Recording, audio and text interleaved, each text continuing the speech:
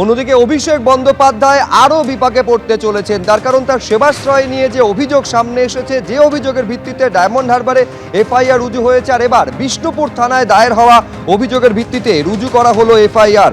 Abhijit Das Bobby BJP নেতা, তার মামলাতে করা হলো এফআইআর। যে এফআইআরে অভিষেক বন্দ্যোপাধ্যায়ের পাশাপাশি তার পিএ সুমিত রায়ের নাম রয়েছে। এফআইআরে ফলতার ধৃত তৃণমূল নেতা জাহাঙ্গীর খানের নাম রয়েছে। এছাড়াও বিষ্ণুপুরের তৃণমূল বিধায়ক দিলীপ মণ্ডলেরও নাম রয়েছে। মগরাহাট পশ্চিমের তৃণমূল বিধায়ক শামীম আহমেদের নাম রয়েছে। বিএনএসের একাধিক ধারাসহ ড্রাগ অ্যান্ড কসমেটিক্স অ্যাক্টে মামলা রুজু করেছে পুলিশ। আর এবার দেখুন এই সেবাশ্রয়ে দুর্নীতির নেক্সাসটা কিভাবে চলতো। বলা হতো বিনামূল্যে চিকিৎসা করানো হবে, তারপর সরকারি হাসপাতালের পরিবর্তে ঘুরিয়ে বেসরকারি হাসপাতাল বা নার্সিংহোমে ভর্তি করা হতো রোগীদের। এরপর স্বাস্থ্যসাথী কার্ড ব্যবহার করে তুলে নেওয়া হতো কোটি কোটি টাকা। এরকমই চাঞ্চল্যকর অভিযোগ করেছেন অভিষেক বন্দ্যোপাধ্যায় সেবাশ্রয়ের কোঅর্ডিনেটরের দায়িত্ব সামলানো সরকারি চিকিৎসক।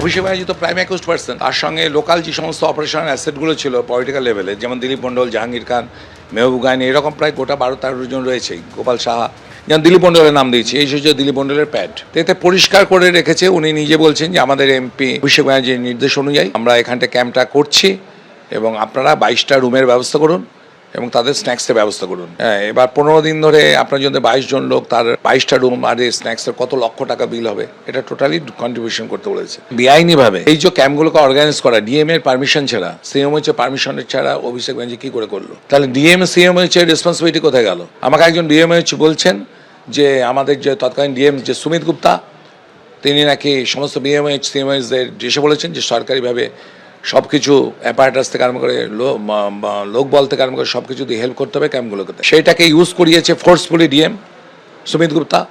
ওনাকেও তদন্তের আওতায় এনে ওনার বিরুদ্ধে অ্যাকশন নেওয়া। স্টুডেন্ট, হোমিওপ্যাথিক স্টুডেন্ট, সে অ্যালোপ্যাথিকে প্রেসক্রিপশন করছে। ওখানকার আশাকর্মীদের, সমস্ত আশাকর্মীদের ওখানে দেওয়া হয়েছে। তারা বলছে যে আমাদেরকে ফোর্সফুলি বলে দিয়েছে বিএমএইচ যে ডিএম এর অর্ডার, সিএমএইচ এর অর্ডার, আপনাদের যেতে হবে। প্রশাসনকে কাজে লাগিয়ে ওর প্রাইভেট ক্যাম্পগুলোতে করেছে এবং এত লক্ষ লোককে জোর করে ফোর্সফুলি, যারা বলছে যে আমাদেরকে জোর করে নেতারা বলেছে যেতে, যে জগন্নাথ গুপ্তা থেকে ইউএসজি মেশিন দুটো আনা হয়েছিল, যে দুটো অল্টারনেটিভলি এই সমস্ত মডেল ক্যাম্প করে বলছে। সে সোনোলজিস্টের মধ্যে একজন কাউন্সিলর ছিলেন তৃণমূলের, আরেকজন সোনোলজিস্ট, তিনি হচ্ছেন এমএলএ। এই দুজনকেও তদন্তে আনা উচিত। বলে বুঝতে পারছেন অভিযোগটা মারাত্মক। সুস্থ হওয়ার জন্য ভরসা করে কেউ অভিষেক বন্দ্যোপাধ্যায়ের সেবাশ্রয়ে এলেন, তাকে তারপর সেখান থেকে পাঠানো হলো কোনো সরকারি হাসপাতালে নয়, বেসরকারি হাসপাতালে। আর সেখানে চিকিৎসার নাম করে তার যে স্বাস্থ্যসাথী কার্ড রয়েছে, যে স্বাস্থ্যসাথী কার্ডে 5 লক্ষ টাকা করে স্বাস্থ্যের জন্য দেওয়া হতো, সেখান থেকে টাকা কেটে নেওয়া হতো। অথচ সবটা হচ্ছে যিনি সুস্থ হতে গেছেন তারই অজান্তেই। মারাত্মক অভিযোগটা করছেন কে? সেবাশ্রয়ের কোঅর্ডিনেটরের দায়িত্বে থাকা সরকারি চিকিৎসক। শুনুন কি বলছেন তিনি। ক্যাম্পে ম্যাক্সিমাম ডাক্তার যারা আসছিল তারা আয়ুর্বেদিক, হোমিওপ্যাথিক, ডেন্টাল এবং maximum student, Ayurvedic student, homeopathic student, যারা আসছে তার মধ্যে ম্যাক্সিমাম স্টুডেন্ট ছিল আয়ুর্বেদিক। ডাক্তার পাস করা আয়ুর্বেদিক খুব কমই ছিল, কয়েকজন। হ্যাঁ, ম্যাক্সিমাম স্টুডেন্ট ছিল, যেটা সম্পূর্ণভাবে একদম বেআইনি। এবং এইভাবে মানুষকে নিয়ে ছিনিমিনি খেলাটা এটা একদম অপরাধযোগ্য। আমি তো প্রথমে চিকিৎসক হিসেবে ক্যাম্পে এসেছিলাম, তারপরে ক্যাম্পে করতে করতে আমাকে দায়িত্ব দেওয়া হয়েছিল। ক্যাম্পটা করেছিলেন অভিষেক ব্যানার্জি এবং তার সঙ্গে 4-5 জন ডাক্তার মেনলি কন্ট্যাক্টে ছিল, যোগাযোগে ছিল, ক্যাম্পটা আয়োজন করেছিল।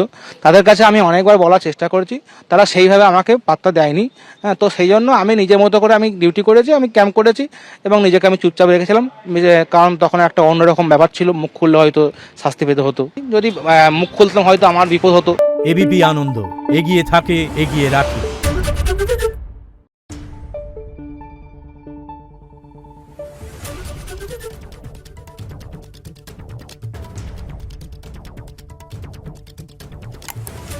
Thank you.